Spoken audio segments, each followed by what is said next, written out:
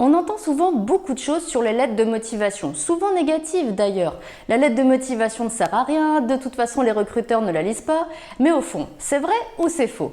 Eh bien, moi je vais vous dire, il y a encore beaucoup de recruteurs qui lisent les lettres de motivation. Je dis beaucoup, je ne dis pas tous, mais ce qui compte c'est qu'il y en a beaucoup qui les lisent et surtout qui vont s'appuyer sur les lettres de motivation pour départager les candidats. C'est-à-dire que lorsqu'un recruteur tombe sur une bonne lettre de motivation, une lettre bien faite, eh bien ça peut être carrément l'élément déclencheur qui va faire que le recruteur va contacter le candidat pour lui proposer un entretien d'embauche.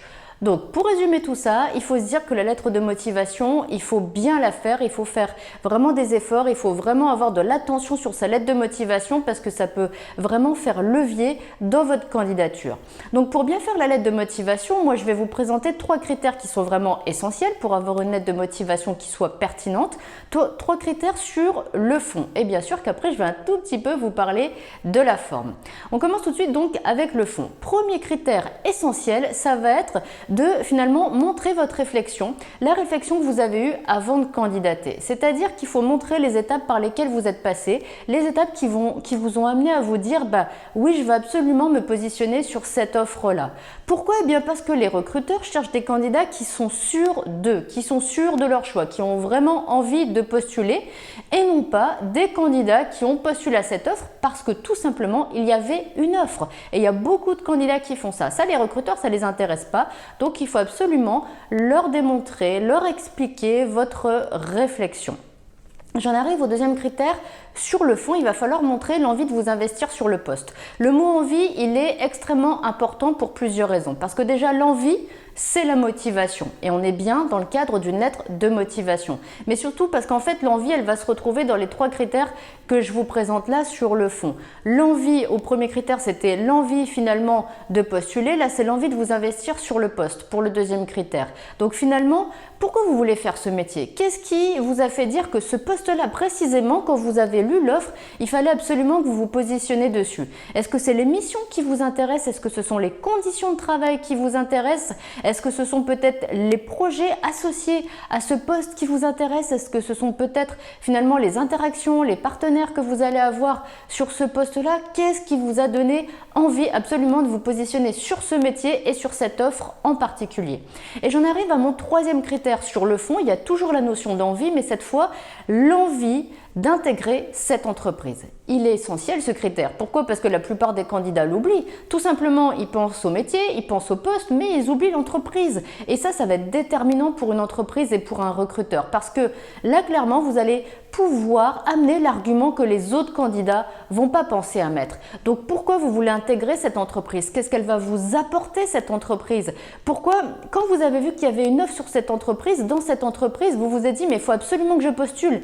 Il y a plein de candidats qui me disent, ce poste-là, c'est le poste de mes rêves. Cette entreprise-là, je veux absolument l'intégrer. Ça fait des années que j'y pense, que j'en ai envie. Là, il y a un poste, je veux absolument l'obtenir. Eh bien, si vous êtes dans ce cas-là, il faut absolument que ce qui vous a donné envie, ça transparaisse dans votre lettre de motivation. Donc, l'envie d'intégrer l'entreprise, qu'est-ce que cette entreprise va vous apporter? Et surtout, n'oubliez pas, qu'est-ce que vous allez apporter à l'entreprise? Parce que ça va dans les deux sens. Et vous aussi, vous avez plein de choses à apporter à l'entreprise. Et souvent, eh bien, au-delà des compétences, c'est votre personnalité que vous allez apporter, c'est votre détermination que vous allez apporter, c'est peut-être l'adéquation entre vous, vos projets, vos valeurs et ceux de l'entreprise également. Donc, faites ressortir ces critères-là et je peux vous garantir que, en ayant montré tout ce que je viens de vous dire là, vous allez faire une excellente lettre de motivation. Attention, n'oubliez pas quand même la lettre de motivation. Il y a aussi des critères de forme à respecter. Je vous avais dit qu'en fin de cette vidéo, je vous parlerai de la forme, donc le moment est venu. Donc déjà, faites une lettre de motivation qui soit structurée. Une lettre de motivation, c'est toujours 5 paragraphes. Si vous n'avez plus exactement en tête les contenus, les objectifs de chaque paragraphe, moi juste après, je vous mettrai une vidéo qui va renvoyer justement au contenu des différents paragraphes d'une lettre de motivation. Une lettre de motivation, elle doit aussi répondre au code d'écriture standard d'une lettre, c'est-à-dire en haut, vous mettez les coordonnées, il faut aussi mettre finalement la date, la ville, il faut mettre l'objet, c'est important.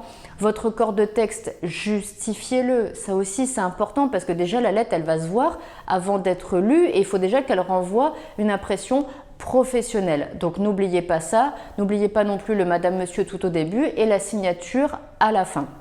Donc voilà pour les éléments que je voulais vraiment vous transmettre pour faire une très bonne lettre de motivation. Si vous avez besoin d'un peu d'inspiration, eh bien dans la description, juste en dessous de la vidéo, je vais vous mettre une vidéo qui renvoie à un tuto que j'avais fait où je corrigeais justement une lettre de motivation. Donc si vous voulez voir la lettre de motivation de départ et ce que ça donne à la fin et tous les conseils que je peux donner au fil de ce tuto, eh bien allez voir juste en dessous dans la description de la vidéo.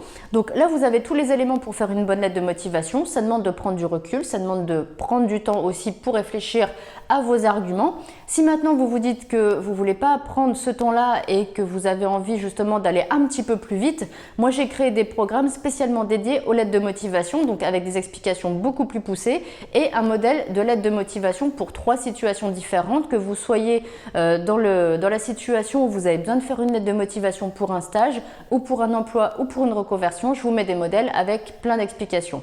Si ces programmes vous intéressent, c'est pareil, vous allez juste en dessous dans la description de la vidéo et je vous mets les liens pour accéder à ces programmes. Et en attendant, eh bien moi je vous dis à très bientôt dans une prochaine vidéo.